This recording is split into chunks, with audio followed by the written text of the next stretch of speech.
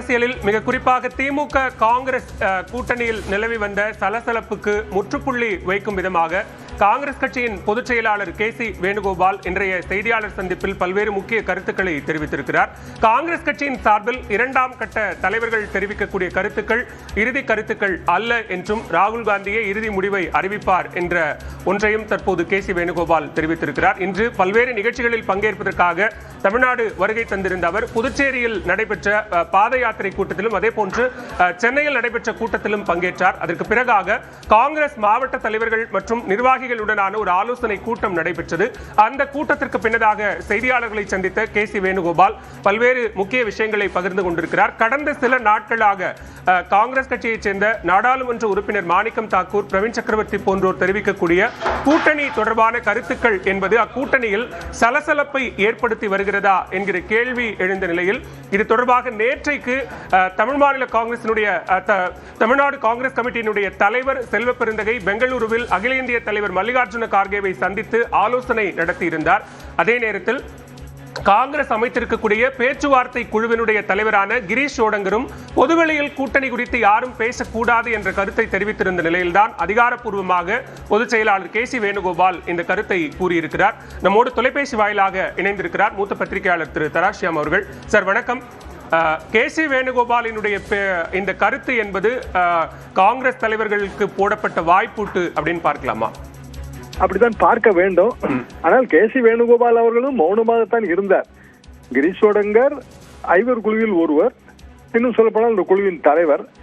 அவர்தான் இந்த பிரச்சனைக்கு பிள்ளையார் சொல்லி போட்டவர். ஆனால் இப்போது காங்கிரஸ் கட்சி நிதர்சனத்தை உணர்ந்து கொண்டிருக்கும். திமுக இப்போது அரசியல் ரீதியாக ரொம்ப கண்டிப்புடன் இருக்கிறார்கள் என்பதை அவர்கள் உணர்ந்து கொண்டிருப்பார்கள். ஆட்சியில் பங்கு இல்லை, அதிகாரத்தில் பங்கு இல்லை. இது தமிழ்நாட்டுக்கு பொருந்தும் தான் முதலமைச்சர் மு.க. ஸ்டாலின் கூறினார். தமிழ்நாட்டுக்கு பொருந்தும்.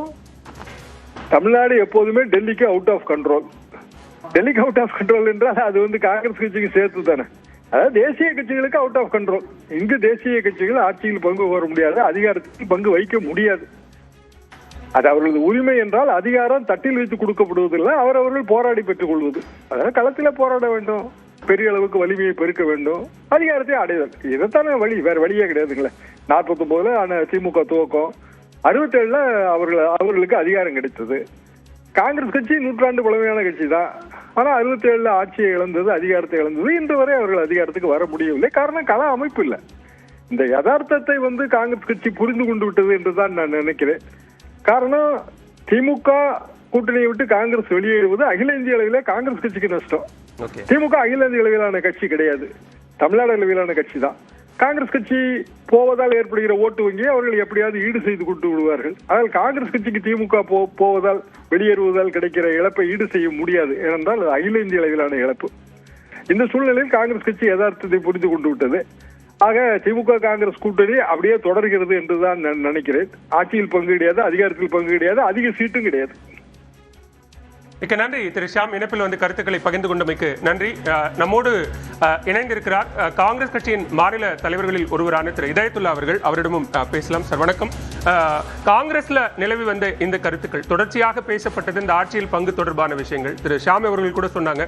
இதே திரு கே.சி. வேணுகோபால் அவர்கள் இத்தனை நாட்கள் காங்கிரஸ் தலைவர்கள் மாணிக்கம் தாக்கூர், பிரவீன் சக்கரவர்த்தி போன்றவர்கள் பேசும்போது அவரும் அமைதி காத்தார் தானே அப்படின்னு கேட்கிறார்.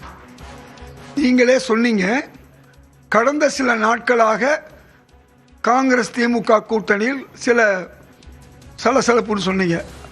பல மாதங்களாக அதிமுகவுக்கும் பாஜகவுக்கும் அதிமுக கூட்டணிக்குள் இருந்த குழப்பமெல்லாம் நாம் பார்த்தோம். இவையெல்லாம் தேர்தல் நேரத்திலே கூடுதல் இடம் கேட்பதோ அல்லது அதிகாரத்தில் பங்கு கேட்பதோ ரெண்டு கட்சியில் உள்ளவர்கள் பேசக்கூடிய ஒரு விஷயம்தான். இங்கேயும் சிலர் சலசலப்பை ஏற்படுத்தினார்கள், அங்கேயும் சிலர் சலசலப்பை எடுத்தினார்கள்.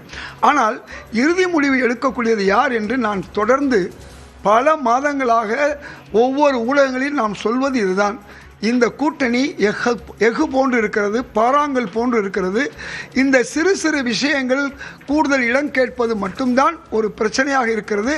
அதுவும் அகில இந்திய தலைமை எங்களுடைய தலைவர் கார்கே அவர்கள், திரு ராகுல் காந்தி அவர்கள், இங்கே திராவிட முன்னேற்ற கழகத்துடைய தலைவர் முதல்வர் ஸ்டாலின் அவர்கள், இவர்கள் பேசி முடிவெடுப்பார்கள் என்றுதான் நான் தொடர்ந்து சொல்லி வந்தேன். அதைத்தான் இன்று எங்களுடைய மூத்த பொதுச் செயலாளர், காங்கிரஸ் கட்சியினுடைய முக்கிய தலைவர் திரு கே.சி. வேணுகோபால் சொல்லியிருக்கிறார். பேச்சுவார்த்தையோ கேட்பதோ என்பதெல்லாம் ஒரு பெரிய விஷயம் அல்ல. எல்லாவற்றிற்கும் ஒரு முடிவு வரும். ஆனால் எங்களுடைய கூட்டணி என்பது 20 ஆண்டுகளாக, ஏன் 21 ஆண்டுகளாக இருந்த கூட்டணி, ஒரு வருடம் மட்டும்தான் நாங்கள் கூட்டணியில் இல்லை. அதனால் 2 பேரும் மிகப்பெரிய இழப்பை சந்தித்தோம். நாங்கள் கூடாது இருந்ததனால் எங்களுடைய இடங்கள் கேடாக முடிந்தது. 2 பேரும் 0க்கு போனோம். ஆனால் இதையெல்லாம் 2 தலைமையும் தெரிந்து இருக்கும். அதனால் எங்களை பொறுத்தவரை தமிழக முதல்வர் நாங்கள் பல போராட்டங்களே பண்ணாலும் எங்களை கூப்பிட்டு பேசியிருக்காரு. அதே மாதிரி கம்யூனிஸ்ட் கட்சிகள் பேசினாலும், விசிகா பேசினாலும் எங்கள் கூட்டணி இன்றைக்கு பலமாக இருக்குது. அந்த கூட்டணி, அதிமுக கூட்டணியை பொறுத்தவரை 2019 இருந்தவர்கள் இன்றைக்கு இருக்கிறார்களா? இல்லை. 2021 இருந்தவர்கள் இருக்கிறார்களா? இல்லை. சரி, 2024 பார்லிமெண்ட் தேர்தலில் நாங்கள் ஒட்டும் இல்லை, உறவும் இல்லை, இனி எந்த காலத்திலும் நாங்கள் பாஜகவுடன் சேர மாட்டோம் என்று சொன்னது மட்டுமல்ல, அங்கிருந்த அமைச்சர்களாக இருந்த ஜெயக்குமார், சண்முகம் போன்றவர்கள் எல்லாம் என்ன கூறினார்கள் என்று சொன்னால், இவர்கள் தான் நாங்கள் தோற்றோம், பிஜேபியால் தான் தோற்றம் என்று சொன்னார்கள். அப்படியெல்லாம் நாங்கள் 420 என்றோ நம்பிக்கை துரோகி என்றோ எங்களுக்குள் பேச்சுவார்த்தை இல்லை. இடங்கள் கேட்பதுதான். ஆனால் அது சரியாக முடிந்துவிடும். எங்கள் தலைவர் ராகுல் காந்தி அவர்களும் தமிழக முதல்வர் ஸ்டாலின் அவர்களும் ஒரு நேசக்கரத்துடன் இருக்கிறார்கள், சகோதர பந்தத்துடன் இருக்கிறார்கள். இத்தனை நாட்களாக தொடர்ச்சியாக பொதுவெளியில பேசப்பட்டது. ஆனா அகில இந்திய தலைமை, குறிப்பா திரு ராகுல் காந்தி அவர்களோ மல்லிகார்ஜுன கார்கே அவர்களோ, ஏன் இன்றைக்கு பேசின இதே திரு கே.சி. வேணுகோபால் அவர்களோ யாருமே பேசியவர்களுக்கு வாய்ப்பூட்டு போடல. இன்றைக்கு திரு கே.சி. வேணுகோபால் பேசியிருப்பது என்பது வாய்ப்பூட்டு. இனி யாரும் அது தொடர்பாக பேச மாட்டார்கள், கூட்டணி சலசலப்பு முடிவுக்கு வந்தது அப்படின்னு பார்க்கலாமா? அதாவது அந்த தலைவர்கள் எல்லாம் இதை தமிழ்நாட்டு தலைவர்கள் அல்ல. திரு கார்கே அவர்களும் திரு ராகுல் காந்தி அவர்களுக்கு இந்திய பிரச்சனை, பல்வேறு உலக பிரச்சனை, பல பிரச்சனைகள் உண்டு. பல இடங்களில் தேர்தல் நடந்து கொண்டிருக்கு. தெலுங்கானாவில் கூட நாங்கள் மிகப்பெரிய வெற்றியை பெற்றிருக்கோம். இப்படி பல்வேறு வேலைகள் இருக்கும் பொழுது இது தமிழ்நாட்டிலே இருக்கக்கூடிய, கீழே இருக்கக்கூடிய தமிழ்நாட்டை சேர்ந்தவர்கள் சிலர் இது மாதிரி பேசியிருக்கிறாங்க. அதில் அதே தரப்பில் திராவிட முன்னேற்ற கழகத்திலும் சிலர் அதற்கு எதிர்வினை ஆற்றியிருக்கிறார்கள். அதனால் இதை நாங்கள் எல்லாத்துக்குமே திரு கார்கே அவர்கள் பதில் சொல்லணும், எல்லாத்துக்குமே திரு ராகுல் காந்தி பதில் சொல்லணும், எல்லாத்துக்குமே திரு முதல்வர் ஸ்டாலின் பதில் சொல்லணும் எதிர்பார்க்க முடியாது. இந்த 2 நாளை முன்னால் தான் முதல்வர் ஸ்டாலினும் சொல்கிறாரு, எங்கள் தலைவர் கே.சி. வேணுகோபாலும் சொல்கிறாரு. அதனால் இவையெல்லாம் ஒரு பெரிய பிரச்சனையே அல்ல என்பதுதான் என்னுடைய கருத்து. தொடர்ந்து பேசலாம். திரு இதயத்துல்லா நம்மோடு தொலைபேசி வாயிலாக இணைந்திருக்கிறார் பத்திரிகையாளர் திரு அரவிந்த் குணசேகர். வணக்கம் அரவிந்த். இன்றைக்கு தமிழ்நாடு மற்றும் புதுச்சேரி பயணமாக வந்த திரு கே.சி. வேணுகோபால் செய்தியாளர்கள் சந்திப்பில் சொல்லியிருக்கிறாரு, கூட்டணி தொடர்பாக 2ஆம் கட்ட தலைவர்கள் யாரும் பொதுவெளியில் பேசக்கூடாது, மீறினால் அவர்கள் மீது நடவடிக்கை எடுக்கப்படும் அப்படிங்கிற அளவுக்கு பேசியிருக்காங்க.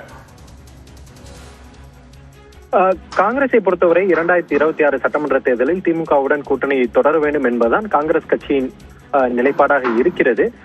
சமீப காலமாக காங்கிரஸ் கட்சியில் உள்ள ஒரு சில நிர்வாகிகள் காங்கிரஸ் கட்சி திமுக கூட்டணியில் உள்ள சில பிரச்சனைகள் முன்வைத்து தொடர்ந்து பொதுவெளியில் பேசி வந்திருக்கிறார்கள். அதாவது குறிப்பாக கூட்டணி ஆட்சி, அதே போல அதிக எண்ணிக்கையிலான இடங்கள் வேண்டும் உள்ளிட்ட கருத்துக்களை அவர்கள் முன்வைத்து வந்திருந்தார்கள். இந்த கோரிக்கையானது சமீப காலமாக ஒரு விமர்சனமாக மாறி இருந்தது. அதாவது குறிப்பாக பிரவீன் சக்கரவர்த்தி தமிழகத்தை உத்தரப்பிரதேச மாநிலத்துடன் ஒப்பிட்டு ஒரு கருத்தை தெரிவித்திருந்தார். இது 2 கட்சிகளுக்கும் இடையே, திமுக மட்டுமல்லாது திமுக கூட்டணியில் உள்ள மற்ற கட்சிகளும் அதே போல காங்கிரஸ் கட்சியில் உள்ள மற்ற நிர்வாகிகளும் ஒரு முகம் சுளிக்கும் வண்ணம் இந்த கருத்தை பிரவீன் சக்கரவர்த்தி முன்வைத்திருந்தார். இதற்கு தான் தற்போது காங்கிரஸ் கட்சியின் மூத்த தலைவரும் அதே போல காங்கிரஸ் கட்சியின் 2வது மூத்த தலைவரான கே.சி. வேணுகோபால், அந்த கட்சியின் பொதுச் செயலாளர், அமைப்பு பொதுச் செயலாளரான கே.சி. வேணுகோபால் கூட்டணி தொடர்பாக 2ஆம் கட்ட தலைவர்கள் யாரும் கருத்து தெரிவிக்க கூடாது, அப்படி அவர்கள் தற்போது வரை தெரிவித்த அனைத்து கருத்துக்களுமே அவர்களுடைய தனிப்பட்ட கருத்து, அந்த கருத்தானது கட்சியின் கருத்து கிடையாது. திமுகவுடனான காங்கிரஸ் கட்சியின் கூட்டணி தொடர்கிறது. கூட்டணி தொடர்பான மற்ற இறுதி முடிவுகளை காங்கிரஸ் கட்சியின் தேசிய தலைமை, அதாவது கர்கே அதே போல ராகுல் காந்தி இருவரும் பேசி முடிவெடுப்பார்கள்.